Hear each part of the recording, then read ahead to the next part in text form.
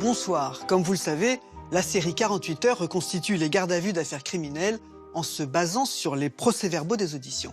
Des comédiens jouent le rôle des enquêteurs et des gardés à vue, et ceux qui y ont vraiment participé commentent au fur et à mesure le déroulement des interrogatoires.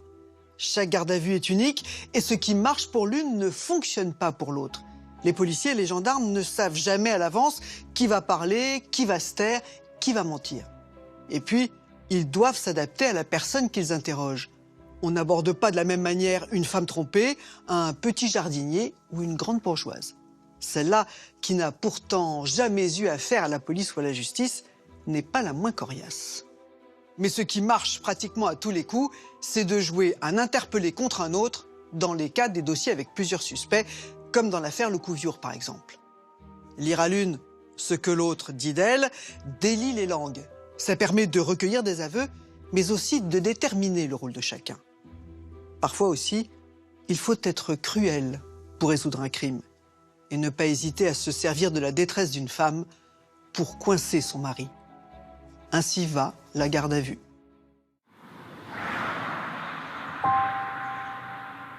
Dans la nuit du 9 au 10 avril 2009, à Grandchamp en Bretagne, un cambriolage a mal tourné dans la superbe propriété d'un couple de personnes âgées, Anne-Marie et Eugène Lecouviure. Anne-Marie, une femme de 75 ans, est morte étouffée sous 5 mètres de ruban adhésif que les cambrioleurs lui ont collé sur le visage. Eugène, son mari de 90 ans, s'en est sorti indemne. Quant au butin, il est quasiment nul, alors que la maison renferme de nombreux objets de valeur. 2 jours plus tard, un coup de fil anonyme dénonce un des cambrioleurs. Arrêté, celui-ci se met à table. Il avoue qu'il s'agit d'un contrat, qu'il devait éliminer la dame, et que c'est un meurtre maquillé en cambriolage. Le commanditaire, une des belles-filles du couple Lecouviure, mais il ne connaît pas son nom. L'enquête s'oriente notamment vers Josiane, la femme de Jean-Jacques, le fils aîné d'Eugène Lecouviure. Le lundi 13 avril 2009, 3 jours après le cambriolage, Josiane Lecouviure est interpellée à son domicile. Elle rejoint la gendarmerie de Lorient. Il est 17 h, sa garde à vue commence.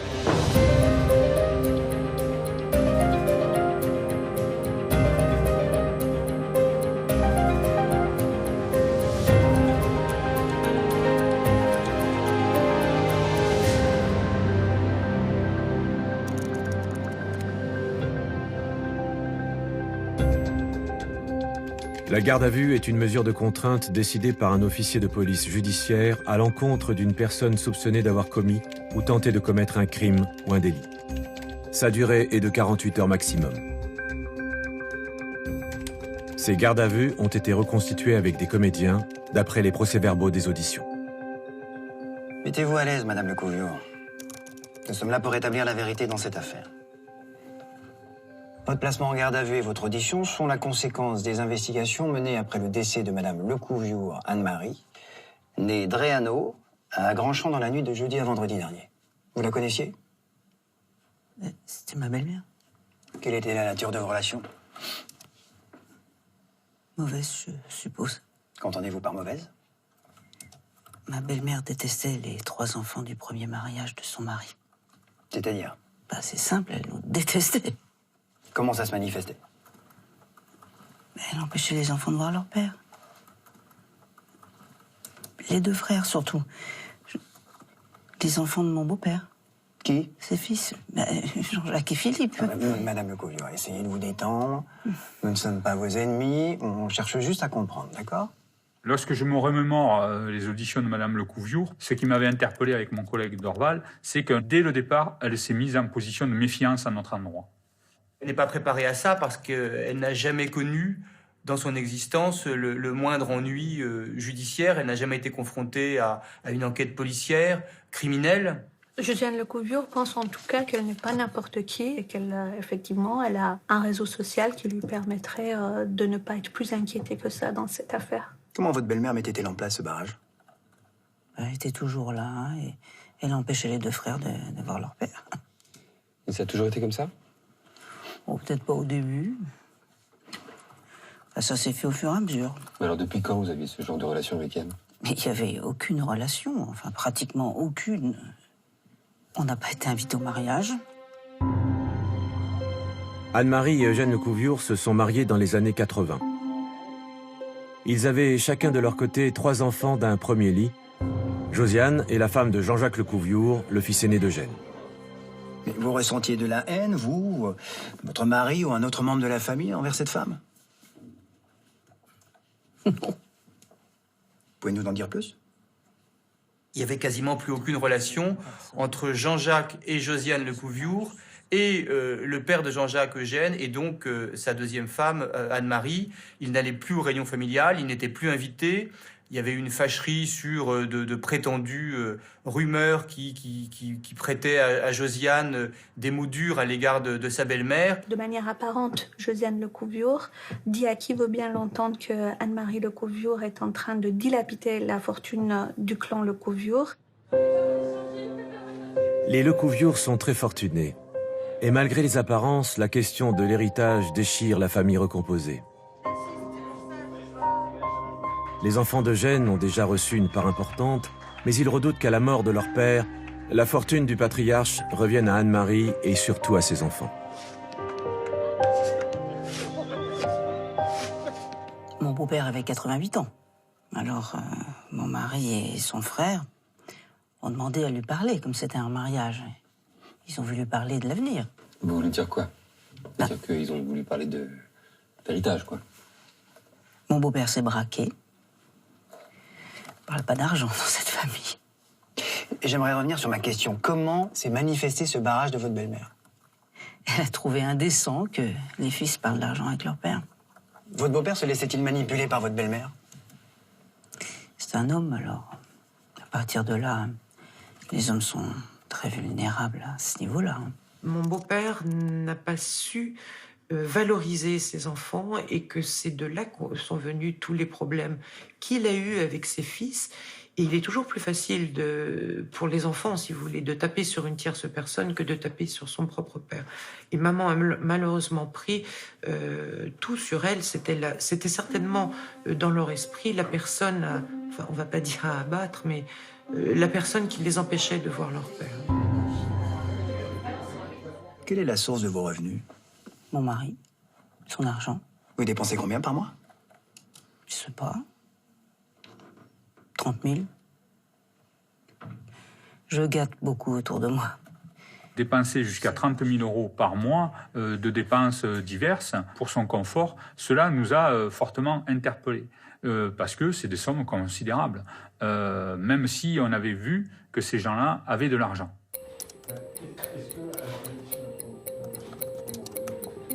Dans les bureaux d'à côté, les gardes à vue des cambrioleurs Venceslas Le Cerf et Guénolé Madé sont en cours.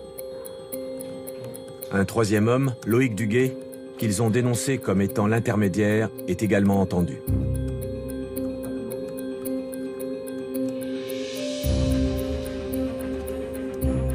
Ce soir-là, la gendarmerie de Lorient est une véritable ruche, avec toutes ces gardes à vue menées en parallèle. Le tout chapeauté par le directeur d'enquête. Le rôle du directeur d'enquête, il est simple, c'est de tout savoir en fait, ce qui se passe aussi bien à travers les différentes auditions, des témoins, des personnes gardées à vue, mais également le résultat des investigations qui sont lancées. Suivant ce qui est dit dans l'un ou l'autre atelier, eh bien c'est le rôle du directeur d'enquête, c'est d'expliquer, tiens, là, il y a ça qui se dit à son sujet, ça colle pas, il y a des points qui divergent, reviens sur cet aspect-là, parce que tu n'as pas été assez loin. L'autre donne des précisions, ça serait intéressant que tu approfondisses un petit peu ce secteur-là pour voir si ça peut coller. Voilà, le rôle du directeur d'enquête, c'est ça en fait. Connaissez-vous le cerf Venceslas et quelle est la nature de vos relations? Je connais pas cette personne. Connaissez-vous Madé Guénolé et quelle est la nature de vos relations? Je connais pas. Connaissez-vous monsieur Duguay Loïc? C'est un monsieur qui vient 2 fois par semaine chez moi faire le parc. Depuis combien de temps? Plus de 10 ans. Depuis combien d'années le connaissez-vous? Je viens de vous le dire, depuis 10 ans. Et quelle est la nature de vos relations avec cet homme? C'est un homme très bien. Il traite surtout avec mon mari. Bon, moi, j'ai peut-être son numéro de téléphone parce qu'il s'occupe de mon chien, de mes poissons et de mes oiseaux quand je voyage. Il vient aussi quand il y a un souci dans la maison. Dernière fois qu'il est venu, c'est jeudi. Depuis, je l'ai plus revu. Et depuis jeudi dernier, vous l'avez téléphoné? Mais non, je l'ai pas eu au téléphone, non. La dernière fois que vous l'avez contacté, c'était quand? Mais j'en sais rien. La dernière fois que vous êtes parti et que vous avez dû faire appel à votre jardinier, c'était quand? Mais j'ai pas besoin de lui téléphoner puisqu'il vient 2 fois par semaine. On va s'arrêter là. Vous lisez, vous signez en bas de la page.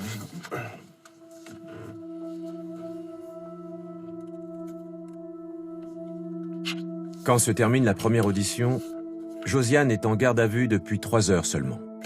Mais les gendarmes n'ont pas beaucoup de temps devant eux, car ils interviennent dans le cadre d'une procédure particulière. Elle leur impose de boucler le dossier dans un délai de 48 heures à partir de la première interpellation. Donc concernant la garde à vue de Josiane Lecouviure, puisqu'il est intervenu le lendemain de celle de Wenceslas Le Cerf, nous savions qu'il nous restait 24 heures pour traiter la garde à vue avant que l'ensemble des protagonistes soient présentés devant le magistrat. Les gendarmes agissent dans le cadre d'une procédure dite de flagrance. Quand Le Cerf sera présenté à la justice, à l'issue de sa garde à vue, tous les protagonistes devront être déférés en même temps que lui. Il reste donc moins de 24 heures pour faire craquer Josiane. Le temps avait été mis à profit afin de préparer cette deuxième audition par rapport à la stratégie qui avait été définie. C'est de rentrer techniquement dans ce qu'on appelle, on va rentrer dans le dur. C'est-à-dire que les propos des précédentes gardes à vue ont été extraits, les questions ont été préparées. Donc cette deuxième audition était celle qui allait permettre d'attaquer, entre guillemets, de l'attaquer, de voir comment elle allait réagir par rapport aux faits précis la concernant. Vous a-t-on exposé en détail les faits de cette enquête? Non. Je vous réexpose les faits. Il s'agit d'une enquête autour de la mort d'Anne-Marie Lecouviure. Oui, je sais. Les investigations ont permis d'interpeller les auteurs présumés de ce drame. Vous le saviez? Ils s'appellent Madé Guénolé et Le Cerf Wenceslas. Tous les deux ont reconnu leur participation à cette agression. Et ils ont révélé qu'ils avaient été missionnés pour simuler un cambriolage, mais qu'en fait, d'après ce qu'ils disent, le but était d'éliminer Anne-Marie Lecouviure, votre belle-mère. Pour ce contrat, ils ont touché 20 000 euros. C'est Loïc Duguay qui les aurait recrutés, qui aurait servi d'intermédiaire. Et selon leurs aveux, c'est une belle fille qui serait la commanditaire de cette opération, car la défunte dilapidait la fortune familiale. Qu'avez-vous à déclarer? C'est stupide et faux. Mais alors c'est quoi qui est stupide et faux? Mais de dire des choses pareilles. Ce que vous venez de dire est faux. À aucun moment elle était arrogante, mais on peut considérer qu'elle paraissait absente en fait, quoi. Alors, est-ce qu'elle se rendait vraiment compte de la situation dans laquelle elle se trouvait? Et puis il y a aussi le fait que c'est pas courant de se retrouver en garde à vue, et encore moins pour elle. Malgré tous les éléments qui sont rapportés par les autres protagonistes, et malgré le scénario qui commence à se mettre en place, on se doit toujours de se poser la question de savoir si elle a participé ou si c'est quelqu'un d'autre qui essaye de lui faire porter le chapeau. Je vous lis la déposition de Le Cerf. Il y a environ 1 mois, une personne que je connaissais simplement de vue est venue me trouver. Il s'est présenté comme se prénommant Loïc et m'a tenu les propos suivants. Il m'a proposé pour la somme de 20 000 euros qu'une personne disparaisse. Je lui ai répondu que j'étais intéressé par la somme. Il a dit à ce moment-là que c'était une des belles filles qui versait l'argent pour faire disparaître sa belle-mère. Qu'avez-vous à déclarer par rapport à ces dires? J'ai rien à déclarer. Qu'est-ce que vous voulez que je dise? Le même Le Cerf déclare, au sujet des motivations de la belle-fille pour faire éliminer la belle-mère. Loïc m'a dit qu'il s'agissait d'une histoire de remariage, d'héritage, d'histoire d'argent qui concerne la famille. Qu'avez-vous à déclarer? C'est stupide, ahurissant et fou. Je vais quand même pas dire des choses qui sont pas vraies. Malgré les faits et les constatations, elle ne vacille pas, elle n'en veut pas aux autres protagonistes qu'elle ne va pas citer. Jamais elle ne va lâcher le moindre détail qui va nous dire oui, là elle connaît, ou effectivement il y a un début, quoi. Elle amorce un début d'aveu, entre guillemets. On pense qu'elle sait pourquoi elle est placée en garde à vue et qu'elle sait parfaitement pourquoi on lui pose de telles questions et que comme elle n'a pas d'explication logique à donner, elle se contente de ne pas répondre tout simplement. Toujours selon Le Cerf. C'est Loïc qui m'a indiqué où se trouvait la maison sur le secteur de Grand-Champ. Suivant les indications de Loïc, je n'ai pas eu de soucis pour trouver la maison. Qu'avez-vous à déclarer? Je n'ai rien à déclarer. Le Cerf Wenceslas déclare que le contrat consistait à éliminer uniquement la dame du couple. Qu'avez-vous à déclarer? Je n'ai rien à déclarer, je suis atterré d'entendre des choses pareilles. Elle a opté pour la stratégie de ne pas répondre. Parce que dans la position à laquelle elle se trouve, elle n'a aucun intérêt, finalement, à parler. Elle a tout intérêt à attendre de voir ce que chacun dit, et puis d'opter pour une stratégie avec son avocat par la suite. Donc pour elle, c'est pas simple d'être harcelée de questions, d'avoir certainement envie de répondre, parce qu'on l'accuse de certaines choses. On l'accuse quand même d'être le commanditaire de l'homicide de sa belle-mère. Donc elle a certainement envie de répondre. Le Serf Venceslas déclare, c'est lors de ma deuxième rencontre avec Loïc à la discothèque que tout s'est réglé. À ce moment-là, Loïc m'a dit que pour que je puisse toucher mon argent, je devais apporter les preuves que nous avions exécuté le contrat. Qu'avez-vous à déclarer? C'est faux. C'est faux, mais vous pouvez détailler un peu? Ouais, c'est faux, puis L'avantage d'être à 2 enquêteurs sur une garde à vue, c'est qu'en fait, il ne va y avoir aucun répit pour la personne qui va être interrogée. Le questionneur questionne, mais il a besoin des fois de rechercher quelque chose. Et c'est l'officier de police judiciaire qui monte, lui, le procès-verbal. Quand le questionneur recherche des éléments, eh bien, tout ce qu'on attend de lui, c'est qu'il maintienne toujours la dynamique et qu'il occupe toujours l'espace, toujours de manière à ne pas laisser la personne se reposer, se reprendre. C'est un peu appeler ça comme une technique de l'essuie-glace. Qu'avez-vous à déclarer? c'est faux. C'est faux, mais vous pouvez détailler? Mais c'est faux.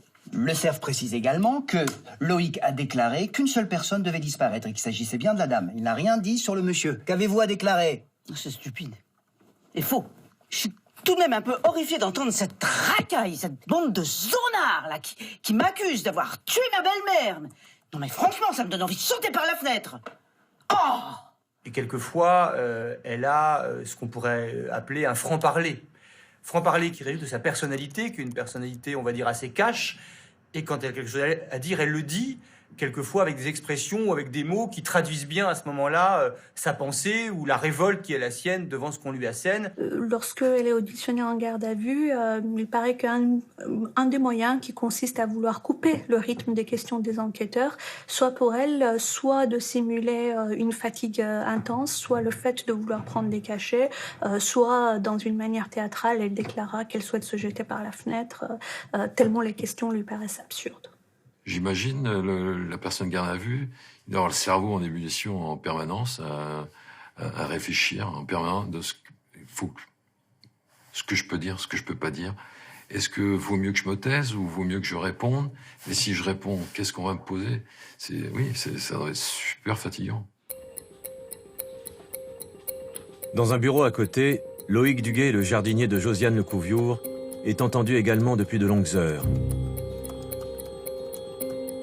Il se défend avec le même entêtement que sa patronne. Pourtant, les gendarmes ont des billes contre lui. Nous avons analysé votre portable et celui de Le Cerf. Nous avons constaté 29 communications téléphoniques entre vous depuis fin février. 29 appels en moins de 2 mois, alors que vous déclarez l'avoir rencontré qu'à 2 reprises. Ah mais c'est n'importe quoi. Comment vous l'expliquez, ça? Ces appels, ça concernait le boulot. Je voulais travailler avec sa société. Ok, mais dans cette société, Le Cerf est que chauffeur. Ce serait pas plus pratique de contacter directement le patron? Je voulais voir si on pouvait s'arranger entre nous. Loïc Duguay, c'est le maillon central, en fait. C'est le personnage qui fait le lien entre le commanditaire et les exécutants.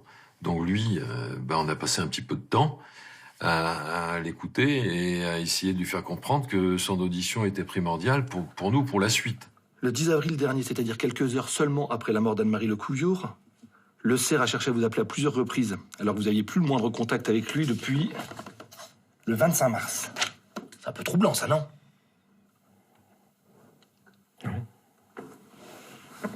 Non, c'était toujours pour le boulot.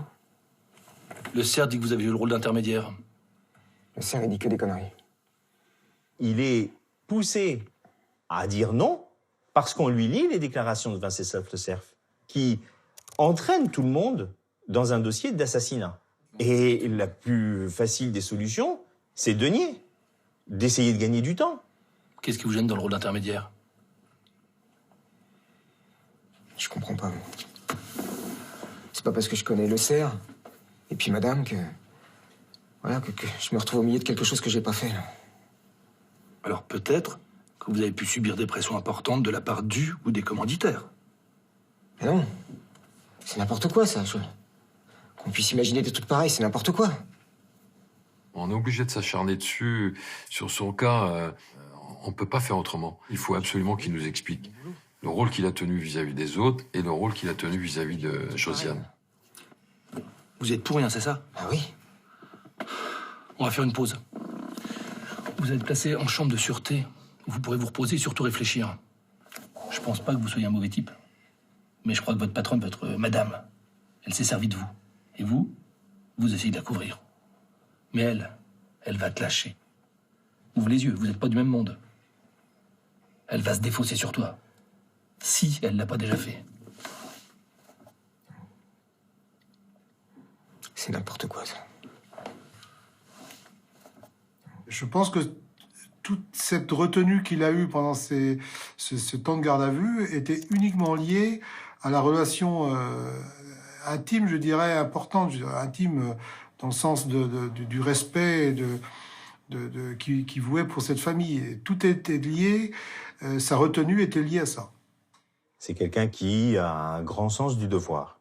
Et je pense que c'est important dans notre affaire parce que il a lié une relation particulière avec ses patrons, Jean-Jacques et Josiane Lecouviure, qui ont su l'aider à un moment donné, notamment en lui prêtant 100 000 francs en 1995. C'était une somme à l'époque. Aujourd'hui, c'est 15 000 euros, mais à l'époque, ça lui a permis d'acheter sa maison et un prêt gratuit. Et il a toujours été reconnaissant, même 8 ans après, lorsqu'il avait remboursé ce prêt, il se souvient, bien naturellement, de cette aide. Alors, dans la procédure, on a fait grand cas du fait qu'il les appelait monsieur ou madame, sans dire le nom. Donc, quand il parlait de madame Lecouviure, il disait madame m'a demandé ceci ou madame souhaite ceci. Bon, il était assez déférent. Réfléchis bien. Parce que tu risques de prendre pour elle. Pour madame.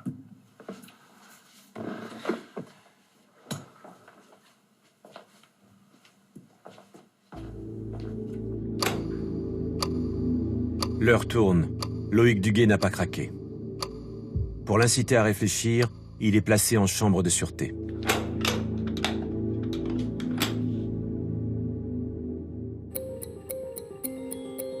Pendant la nuit, les gendarmes mettent la pression sur Josiane Lecouviure. Ils ne lui accordent aucun répit. Le cerf et son complice Madier ont donné des détails très précis sur votre famille, sur vous. Comment des personnes qui ne vous connaissent pas, d'après ce que vous nous dites, peuvent-elles être aussi précises à votre propos, concernant notamment vos rapports avec votre belle-mère, Anne-Marie Lecouviure? J'en sais rien. Profitez-vous de la disparition de votre belle-mère? Oh non. Je suis marié sous le régime de la séparation de biens. Comment les agresseurs auraient-ils pu avoir autant de détails sur vos problèmes de famille si justement ils n'avaient pas été missionnés par un membre de la famille? Et ce quelqu'un, l'enquête, elle l'identifie, elle le désigne formellement, ce serait vous. Vous avez quoi à déclarer par rapport à ça? Rien. On essayait de lui tendre des perches en disant mais les gens qui ont fait des déclarations n'ont pas intérêt à mentir puisqu'ils reconnaissent leur implication. Et en fait, quand on lui tendait des perches, Madame Lecouviure ne les saisissait pas. L'argent que vous avez, il vient d'où? De mon mari. Il a vendu l'usine et il la partage en 5. Ah bon, on nous a dit que c'était Eugène Lecouviure qui avait vendu l'usine? Non. C'est mon mari. Il l'a vendu à des Américains. Mais c'est votre beau-père qui l'a créé? Oui. C'est lui qui l'a fait prospérer? Non. Il s'agit de mon mari et de mon beau-frère. Même si Madame Josiane Lecouviure était toujours sur la défensive, on l'avait senti comme étant particulièrement fière d'avoir réussi à pénétrer cette famille. Faire partie, pour Josiane Lecouviure, de la famille Lecouviure, c'était une fierté pour elle. La famille Lecouviure était une famille connue dans la région bretonne. Eugène Lecouviure a été maire pendant 30 ans de la commune de Pluvigné. Son entreprise, où il a commencé tout petit, quand il l'a vendue, il y avait quand même 2000 personnes à qui il donnait donc du travail. Et il était connu, c'était quelqu'un de socialement respectable. L'entreprise Lecouviure, numéro 1 des lits médicalisés en Europe, a été rachetée en 1991 par l'américain Hill-Rom pour l'équivalent de 60 millions d'euros. Le fruit de cette vente a été partagé entre Eugène Lecouviure et ses 3 enfants, chacun recevant environ 14 millions d'euros.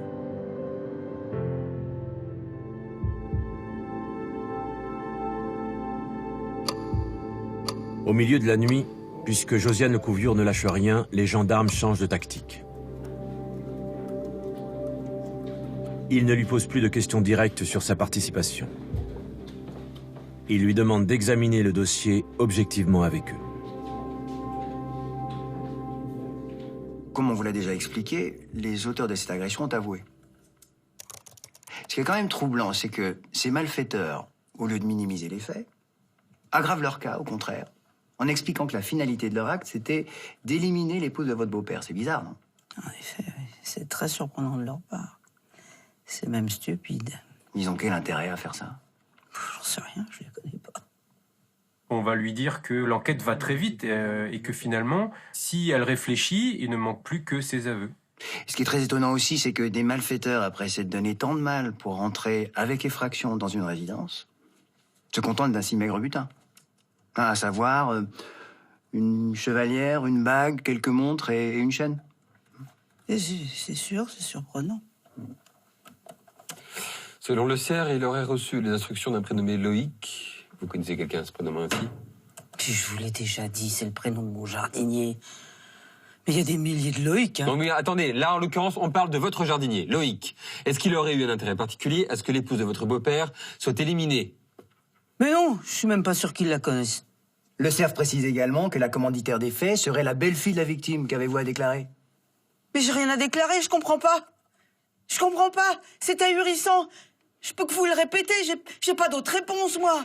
On avait décidé qu'il fallait qu'on la sature à tout moment de questions, la saturer des questions, l'empêcher de se reposer, de manière à un moment où, en fait, elle n'a plus qu'un seul échappatoire, c'est s'expliquer. C'est très compliqué pour elle, puisque c'est une forme de dialogue de sourds qui va commencer à s'instaurer, et les enquêteurs vont utiliser, je dirais, tous les moyens liés aux possibilités de la garde à vue, à savoir le fait de retenir quelqu'un contre son gré, dans des conditions de fatigue très importantes. En fait, celui qui avait le mauvais rôle, c'était moi, parce que j'étais celui qui l'a questionné sans arrêt, qui essayait de lui faire casser l'armure. Selon le CERF, Loïc l'aurait remis après les faits la somme de 20 000 euros. Pensez-vous vraiment que votre jardinier soit en mesure de fournir une telle somme à des malfaiteurs pour faire éliminer une personne avec laquelle il n'a aucune relation et encore moins d'intérêt à ce que celle-ci disparaisse? Bien sûr que non. Josiane ne va jamais jouer un rôle d'accusatrice vis-à-vis de qui que ce soit, ni des personnes qu'elle ne connaît pas qui sont à l'origine directe, a priori, de la disparition dramatique d'Anne-Marie Lecouviure, ni de Loïc Duguet. Toutes les investigations qui ont été menées à partir des aveux des malfaiteurs aboutissent à la conclusion que la belle-fille à l'origine du contrat, c'est Josiane Lecouviure, en l'occurrence vous. Qu'avez-vous à déclarer? J'ai rien à déclarer. Vous me dites la même chose depuis le début. Et moi, je peux rien dire pour me sauver, pour prouver mon innocence. Je suis jamais tué personne, même pas une mouche. Ce fait qu'elle me dise qu'elle n'avait même pas tué une mouche, en fait, ça nous a laissé froid. Par son attitude, on voyait qu'en fait, elle essayait d'échapper à la question et de se soustraire à l'interrogatoire.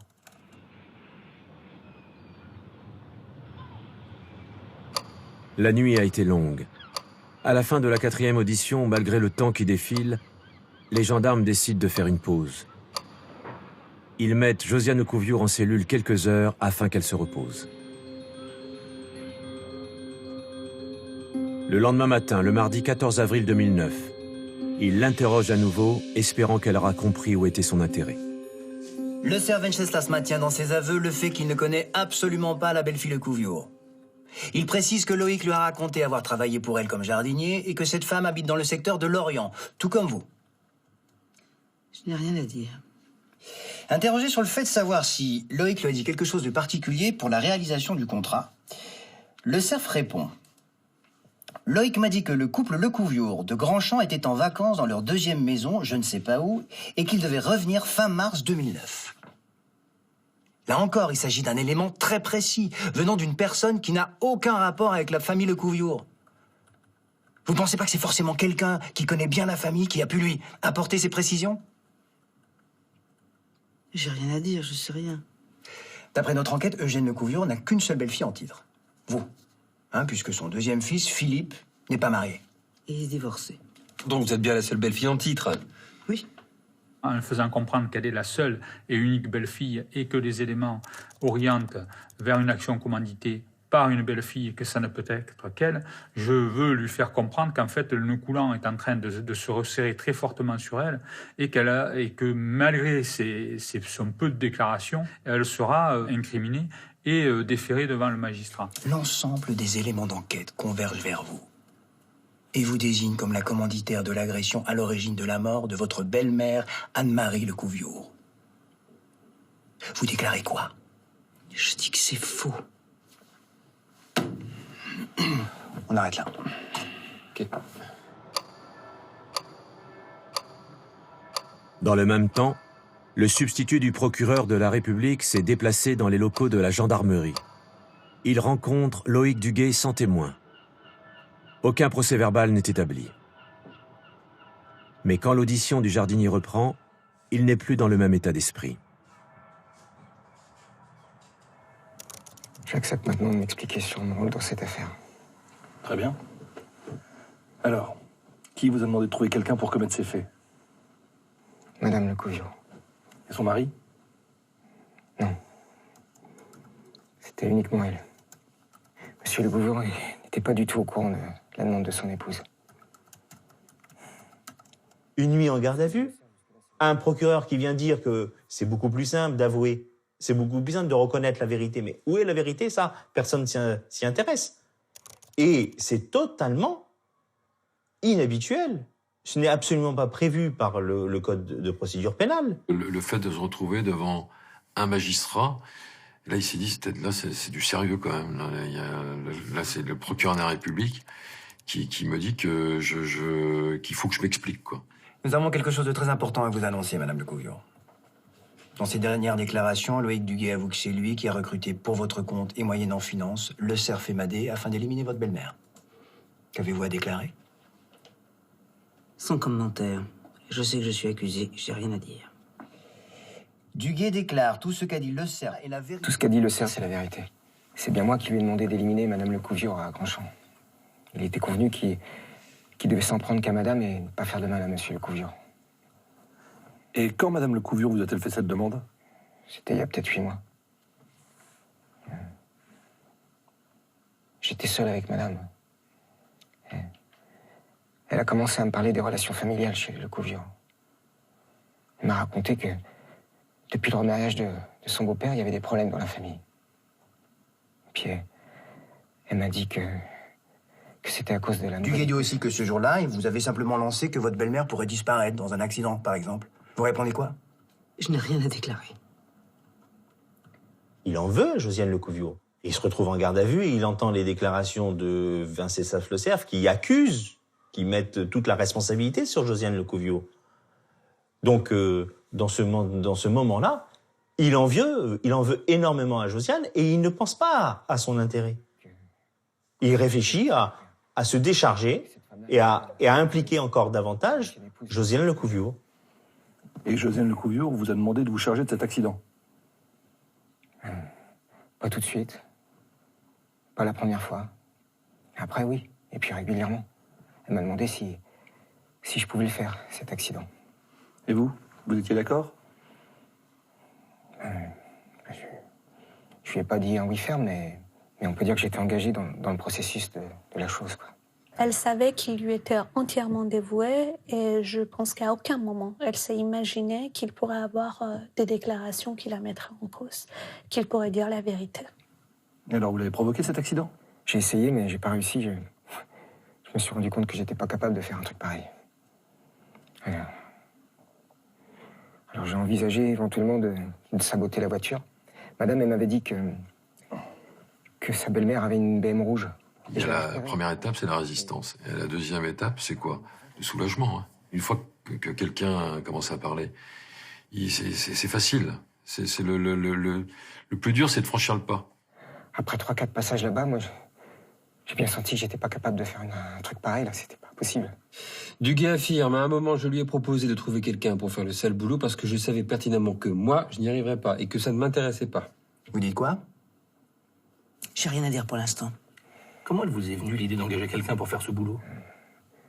Ça m'est venu le soir de la crémaillère chez mon frère. J'ai vu ce type-là, le cerf. C'était un videur de boîte de nuit, un vantard. Alors tout de suite, là, j'ai pensé que c'était ce genre de type-là qui était capable de faire ce genre de choses pour du pognon. Et vous nous parlez comme ça, de but en blanc? Presque. Bah, c'est plus du tout le même bonhomme. En fait, il dit la vérité. C'était contre nature, le comportement qu'il avait auparavant. Donc après, ben, il discute, en fait. Et il n'invente pas. Il raconte. Il raconte tout simplement l'histoire, la vraie histoire. Quand vous avez quelqu'un qui panique, qui est perdu, c'est justement parce que cette personne ne raisonne plus. Et si elle ne raisonne plus, elle dit des choses insensées. Et donc Loïc a dit des choses insensées. Je lui demande s'il serait capable d'éliminer quelqu'un pour de l'argent. Qu'est-ce qu'il vous répond? Il a simplement dit faut voir. Vous en avez parlé à Madame Lecouviure? Oui. Duguay dit qu'il vous en a parlé. Et que vous lui auriez dit de voir combien il prendrait pour faire ça et si c'était quelqu'un de vraiment sûr. Vous répondez quoi? J'ai rien à déclarer. Et le cerf a demandé combien? Il a demandé 20 000 euros pour faire ça. Qu'est-ce que vous en dites? J'ai rien à dire pour l'instant, c'est faux. Mais quand vous dites que c'est faux, c'est parce que... Et vous avez demandé plus? Je dis que c'est faux et que je n'ai pas demandé de tuer ma belle-mère et que je ne l'ai pas tuée. Pourquoi c'est faux? Expliquez-nous pourquoi vous dites que c'est faux. Mais à chaque fois, c'était des réponses très courtes. La plupart de ces réponses, c'était 3 mots. Donc je ne sais pas, ou je ne veux pas, je m'expliquerai plus tard. Donc vous n'avancez pas. Donc c'était la stratégie qu'il avait choisie. Je crois que Josiane, avec son intelligence et malgré la situation, a cherché effectivement à être crédible et à répondre le mieux possible, malgré la fatigue, aux questionnements incessants qui lui étaient faits, encore une fois en lui présentant une vérité qui était définitive pour les enquêteurs, alors que ce n'était pas la vérité pour Josiane Lecouviure. On a ensuite demandé à Duguay s'il vous avait annoncé la somme demandée. Et comment vous aviez réagi? Et qu'est-ce qu'elle a dit, madame? Madame, elle a dit c'est cher, mais j'accepte de verser cette somme si les faits sont commis. Et comment vous finalisez l'affaire? J'ai dit à Lucerre que c'était OK pour les 20 000. Et je lui ai dit qu'il fallait qu'il se débrouille tout seul pour arriver à ses fins. Vous lui donnez pas plus de détails? Je lui ai donné un descriptif de la propriété. Je lui ai dit le chemin. Vous pouvez nous expliquer comment Duguay a pu donner un descriptif de la propriété alors qu'il n'y est jamais entré et qu'il n'y a jamais travaillé? J'ai rien à expliquer. Et comment s'est passée la remise de l'argent? On a convenu d'un rendez-vous à la plage. Le cerf est venu s'asseoir dans ma voiture, côté passager. Et puis, il m'a dit que c'était bon. Alors, je lui ai remis l'enveloppe Kraft marron où il y avait les 20 000 euros. Et puis lui, il m'a remis un sac avec les bijoux qu'il avait pris chez les Lecouviure. Pourquoi le cerf vous a remis les bijoux qu'il avait prélevés chez le père Lecouviure? En fait, madame, elle m'avait demandé de bien m'assurer que le travail était effectué. C'est elle qui m'a dit de demander aux exécutants, de leur demander de prélever des bijoux portés par les Lecouviure. Qu'est-ce qu'il y avait comme bijoux? Dans le sac, il y avait 2 ou 3 montres, un bracelet, des bagues, puis des chevalières. Qu'est-ce que vous en avez fait? Le vendredi, là, quand j'ai quitté le cerf, je suis allé immédiatement chez monsieur et madame Lecouviure, parce que je savais que monsieur n'était pas là et que madame, elle était seule.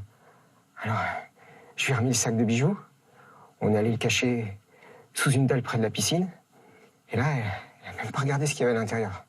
Pourquoi? En fait, madame, elle était bouleversée.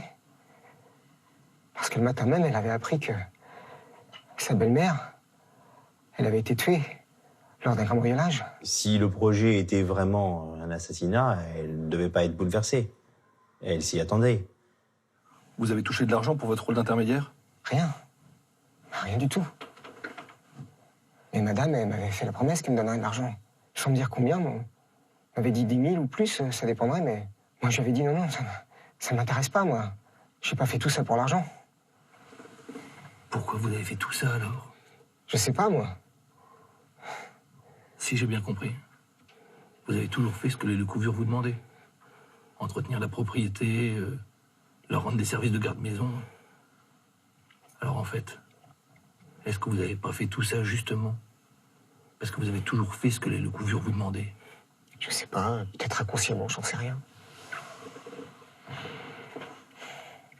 Et puis ça m'a soulagé, moi, de trouver quelqu'un pour le faire. Voilà, comme ça, madame, après, elle n'allait plus m'embêter avec cette histoire. Dans cette histoire-là, justement, c'était moi le confident de madame. Elle me l'avait dit. Elle m'avait dit que cette histoire, c'était notre secret. Et puis, un secret comme ça nous liait l'un à l'autre, pour toute la vie. C'est la relation employé-employeur. Voilà. Je pense, quelque part, est-ce qu'on peut pas appeler ça dominant-dominé? Ça se rapproche un peu de ça. À la suite des aveux de Loïc Duguay, une perquisition est effectuée chez Josiane Lecouviure, en présence de son mari Jean-Jacques. Quand les enquêteurs sont allés, avec les explications simples qu'il avait données, on trouvait tout de suite les bijoux, montres, etc., qui se trouvaient à cet endroit-là, ce qui prouvait bien que la boucle était bouclée.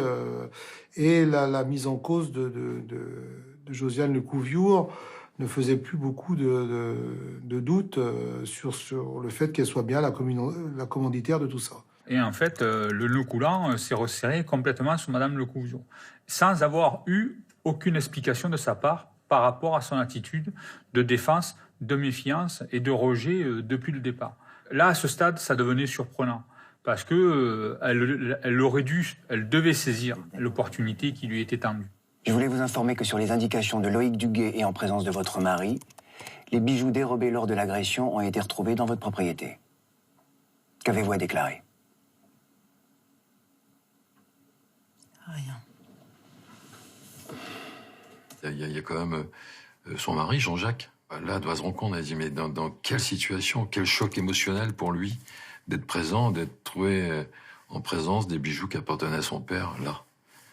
Donc là, vas-y, là, il a, même lui, même s'il m'a défendu, même s'il ne croyait pas jusqu'à présent que j'avais pu tenir un rôle dans cette affaire-là, là, il est forcé de constater que c'est pas lui qui les a mis là, les bijoux. Donc si c'est pas lui, ça ne peut être que moi. À ce stade de l'audition, vous avez des déclarations supplémentaires à faire? Non. Madame Lecouviure, je vais vous déférer devant le procureur. Les aveux de Le Cerf et Duguay vont suffire pour vous renvoyer devant les assises. Et croyez-moi, les jurés ne vont pas être tendres avec vous. Nier les faits ne vous aidera absolument pas. Bien au contraire. Tu peux imprimer. Ok.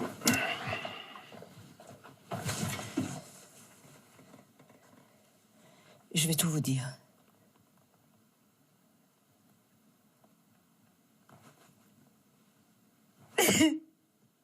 Et c'est pas ce que vous croyez. J'ai jamais voulu la tuer, jamais. Calmez-vous, Madame Lecouviure.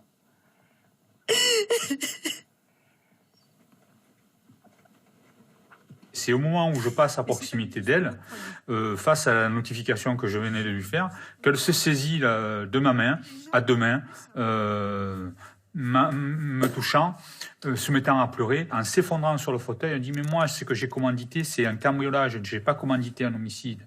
Et là, je lui explique, mais il faut nous l'expliquer. Est-ce que vous êtes d'accord pour nous donner votre version? Oui. Alors, il faut le faire dans le cadre légal. Il faut reprendre l'audition.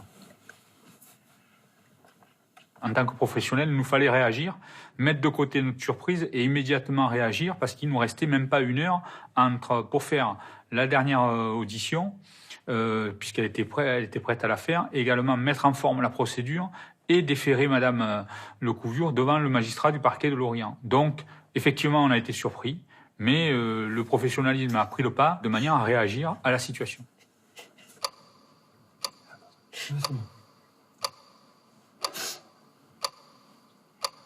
Pouvez-vous nous indiquer le lien que vous avez avec cette affaire? Ma belle-mère nous avait parlé d'un coffre.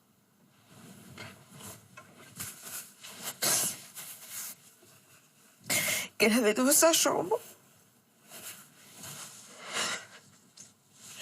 Et dans lequel elle gardait tous les papiers qu'elle avait depuis des années. Alors, j'ai eu l'idée stupide de demander à mon jardinier de m'aider à faire un cambriolage, un faux cambriolage. Il m'a dit que il avait des connaissances et que je pensais sûr.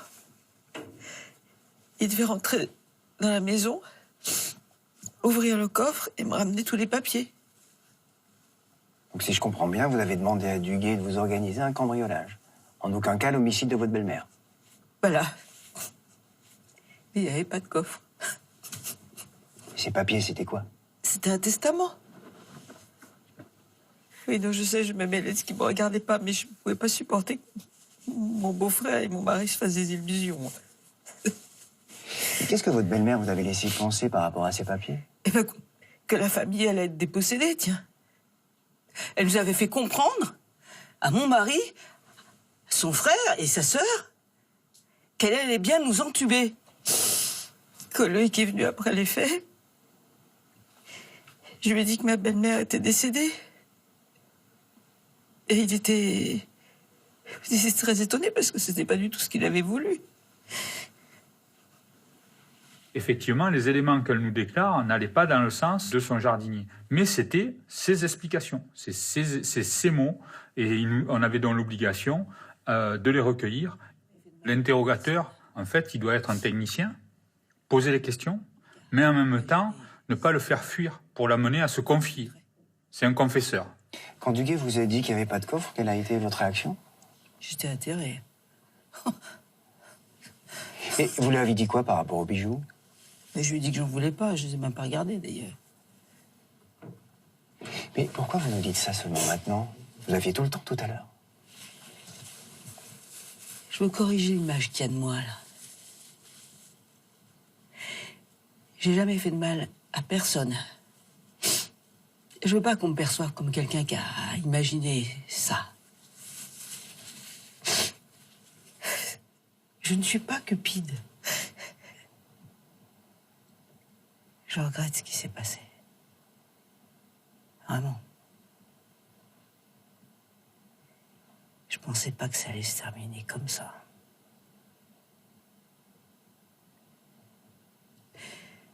C'est du bien d'avoir parlé. Tellement bien. Mais pourquoi ne pas l'avoir dit avant? J'ai pas osé.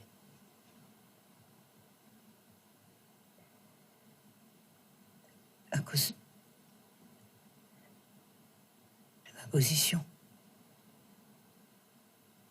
À ce stade de l'audition, il aurait été très intéressant pour nous de pouvoir bénéficier de 24 heures de prolongation de garde à vue concernant Madame Josiane Lecouviou, puisqu'elle avait commencé à faire une démarche d'explication, et pour tout enquêteur digne de ce nom, il aurait aimé pouvoir la questionner et à la pousser jusqu'au fond de sa démarche explicative. Or là, il y a eu une petite frustration parce qu'on n'a pas pu aller jusqu'au bout du questionnement. Tenez, vous relisez, vous signez en bas de la page.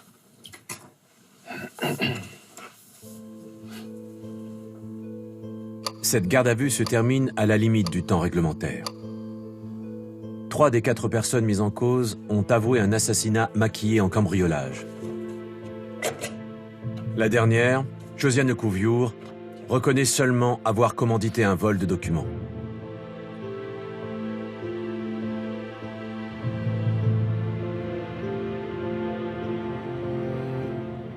Quelques mois plus tard, Le Cerf, Madé et Duguay reviennent sur leur première déclaration et se calent sur la version de Josiane. Ils affirment en chœur qu'il n'a jamais été question d'assassiner Anne-Marie Lecouviou. 3 ans plus tard, le 22 mai 2012, le procès de Josiane Lecouviou, de Loïc Duguay, de Venceslas Le Cerf et de Guénolé Madé s'ouvre devant la cour d'assises du Morbihan. L'enjeu des audiences, déterminer s'il s'agit d'un assassinat ou d'un cambriolage qui aurait mal tourné. Le 2 juin, après 15 jours de débat et 7 heures de délibéré, le verdict tombe. La réponse à la question de l'assassinat et de la complicité d'assassinat pour Josie, c'est non. Josie me donne la main pendant l'énoncé du verdict, et à partir de ce moment-là, pendant quelques secondes au moins, c'est bon.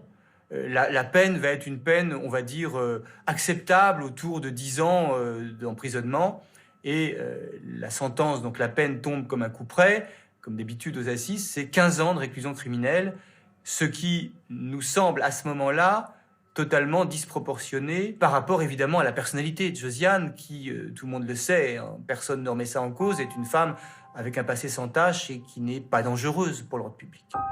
Loïc Duguay, lui, prend 8 ans, Venceslas Le Cerf, 18 ans, et Guénolé Madé, 15 ans. Nos avocats nous disent, mais vous allez voir, après le procès, on tourne une page et il est plus facile de faire son deuil. C'est fou. 1 an après, jour pour jour, le procès en appel se tient à Rennes dans une autre atmosphère. C'est un procès qui est peut-être moins tendu que le premier, avec une version un peu différente de l'accusation qui va nommément viser Jean-Jacques et Philippe Lecouviour, qui ne sont pas accusés, qui n'ont même jamais été placés en garde à vue dans le dossier, mais qui vont se trouver sous les accusations de l'avocat général, qui va les désigner comme responsables à leur place de ce qui s'est passé. C'est assez étonnant. À qui profite le crime? Il profite incontestablement à Philippe, à Jean-Jacques et à Catherine Lecouviour. Et lors du procès en appel de Josiane Lecouviour, l'accusation, la personne de l'avocat général, s'est tournée lors de ses réquisitions vers les frères Philippe et Jean-Jacques Lecouviour, en leur disant que tout cela ne serait pas arrivé sans eux et que ce sont des personnages méprisables. Les peines sont alourdies.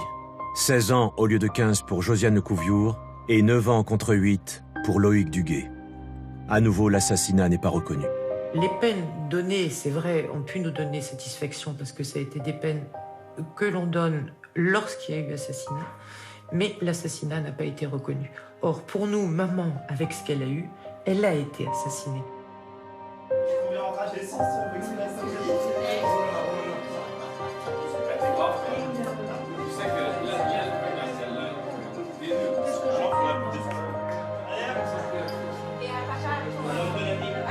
Je pense que l'argent a bouleversé cette famille et malheureusement bouleversé dans des conditions telles qu'on est arrivé à ce drame. Un drame qui n'a rien résolu. C'est aussi, on peut le dire, un regret supplémentaire parce que aujourd'hui, Josiane est en prison. Jean-Jacques et Philippe ne sont pas réconciliés avec leur père. Ils sont en lutte constante et fratricide avec leur sœur. C'est-à-dire qu'en définitive, Anne-Marie est morte. Josiane vit très difficilement son incarcération et cette affaire, et rien n'a changé.